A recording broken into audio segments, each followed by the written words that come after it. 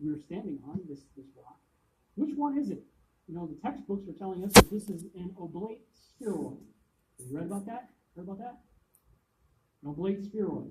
This guy right here says, no, it's pear-shaped. Then, of course, you got NASA pumping out pictures all the time as a perfectly spherical Earth. Then you got the Bible saying, nah, don't live in a snow globe. So, which one is it? Why do you believe what you believe? When I first started looking into this and started talking to other people who had come before me who were doing this research, one of them challenged me. He said, Rob, I understand you're hardcore globe Earth guy. I get it. He said, I challenge you, and I'm going to challenge you with the same thing he challenged me with. Prove it without using NASA or any other space agency, the government or military of any country in the world. Why would I say that? NASA has been proven to be liars time and time again. I could spend a whole weekend here showing you the lies of NASA. How many of you believe your government is 100% honest and can be trustworthy? Come on. Okay, so you don't, one person suffering from severe cognitive dissonance. Yeah. And how many of you know the military answers to their government? Okay, so if those three sources, space agencies, which are typically military government organizations, governments and the military of the world, are all proven liars, why would you trust them? Fool me once, right? Shame on you. Fool me twice, shame on me. I say, continue to believe pathological liars and you're an idiot. But that's what we've all done.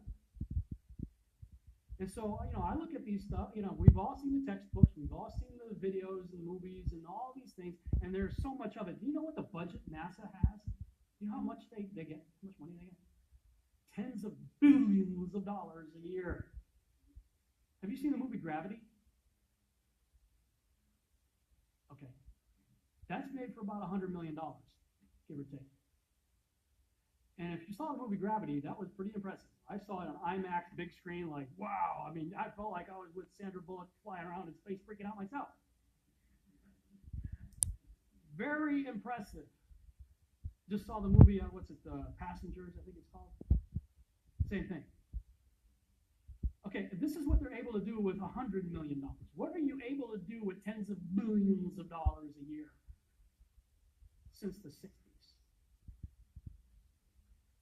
And why is it that all the astronauts, if not all, most of them, have to be Freemasons? How many of you know secret societies are good at keeping secrets? Kind of why they say secret society, right? So you have organizations, people say, well, it's too big a conspiracy. There's no way, it's too big a conspiracy, too big a... No, it isn't. There's supposedly over 7 billion people on the earth today. Look up how many people have allegedly been to space. About 550 out of 7 billion. Most of those from the United States and Russia. How many think those two countries are very trustworthy? They always tell the truth, right? Their government never lies.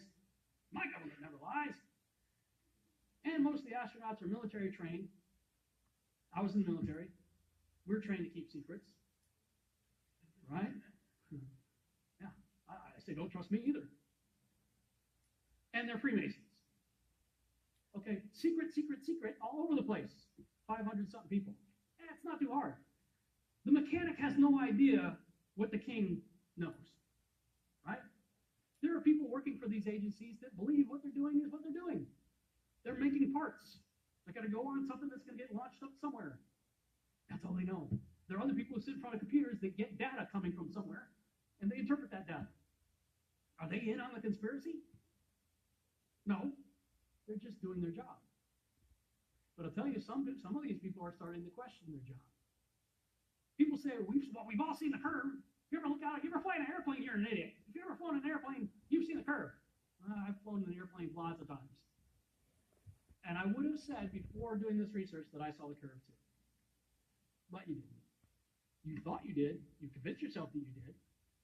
Next time you go up in an airplane, take a camera with you. Make sure you don't have a fisheye lens. Take pictures out your window. Bring it into some kind of software like Photoshop, put a parallel line over it, and you're going to see it's flat as a pancake. I was thinking about something this morning. Let's say this is my field of view right here, okay? And in this field of view, I'm claiming to see a curve of the Earth, right? With me? Here's my field of view. Here's my curve of the Earth. What happens when I do this? If I do this and I still claim to see the curve of the Earth, I've just created the McDonald's sign.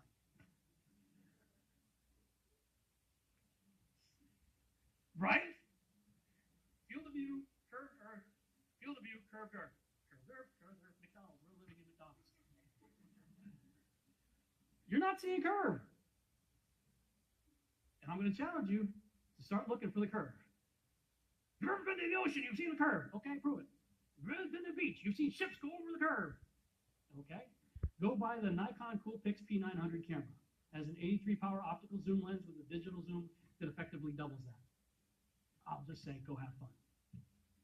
Go watch ships disappear over the curve.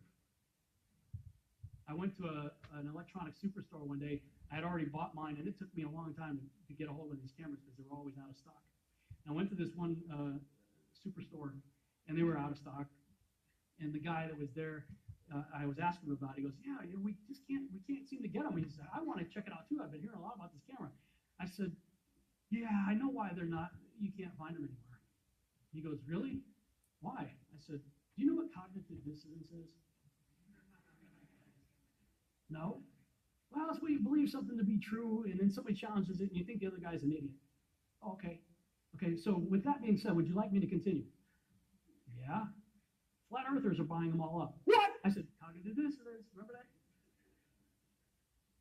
Because I live right near a place called Lake Louisville that has a good 7-mile stretch that I shouldn't be able to see stuff on the other side that I could see. And I started telling them stuff, and you guys remember the cartoon, The Flintstones? There's a sound effect. It's like that's the sound you hear when the gerbil jumps off the wheel in somebody's head. Hey, check this out. Look at that. You watch the ship go out, and you see it disappear from your eye because of perspective and all kinds of other stuff. It looks like it's disappeared. Hey, let's get the camera out. Zoom in. There it is. And if you've been watching my YouTube channel, you've seen a lot of other videos on it as well. So, I mean, as you do this research, what ends up happening is you'll think you come to a solid conclusion. I proved this. All right. But then the yeah, but guy shows up. Well, yeah, but. And whatever his yeah, but is, well, it kind of makes sense. So then you go, well, yeah, but, and you play the yeah, but game for infinity. It never ends. And I just came to the conclusion for myself that, you know what, how long are you going to waver between two opinions? I'm just going to have to make a choice. And it's going to be a choice based on belief. Yes, I have plenty of other proofs and things that I have done that have helped along the way. But for me, it came down to let God be true and every man a liar. I have a belief. But what did we already establish at the beginning of this presentation? Belief is absurd. What you believe, Rob, is stupid. What I believe is right. Okay, what do you believe? You live on McDonald's? Show me the curve. Where's the beef? Show me the curve. Yeah. Okay, Rob, so what? Why is this stuff important? Well, I hear that question a lot. So I came up with about 5 reasons off the top of my head why I think this could be important. Genesis is the foundation of all that we believe in the Bible to be true. If Genesis is wrong, then it all crumbles under a faulty foundation. Genesis says nothing, zip, zero, nada, about the earth being set in motion, orbital or rotational, around the sun. In fact, the sun doesn't even show up until after the earth is already in place with life already in existence. Genesis says the sun, moon, and stars were placed inside the same firmament within which that earth was formed, not outside of it. Thus, we have a completely enclosed system within which the sun, moon, and stars move, not the earth. Number 2, if what we are seeing concerning the flat enclosed earth thesis is true, then we are all there is. We are center stage. We are the main attraction, and there can be no argument as to whether or not there is a creator. None. His existence could not possibly become more blatantly obvious than in this model. 3, If the flat enclosed Earth thesis is true, evolution goes out the window and the theory of ancient alien cedars is obliterated. In this regard, I believe we become painfully aware of the Great Deception and will not be fooled by it. 4. If the flat enclosed Earth thesis is true, then we cannot ever trust NASA or the government about anything, and we will finally be forced to fully trust Yahuwah's word as our sole source of truth and stop trying to bend and manipulate it to fit false paradigms. 5. If heliocentricity is false, then Scripture is true. If Scripture is true and can thus be taken literally, why should we not take it just as literal when it describes the earth as fixed, not moving, set on pillars, a foundation of pillars, carved as a circle, with edge borders inside something with 4 corners inside, enclosed under a dome? Something to think about. We'll take a short break.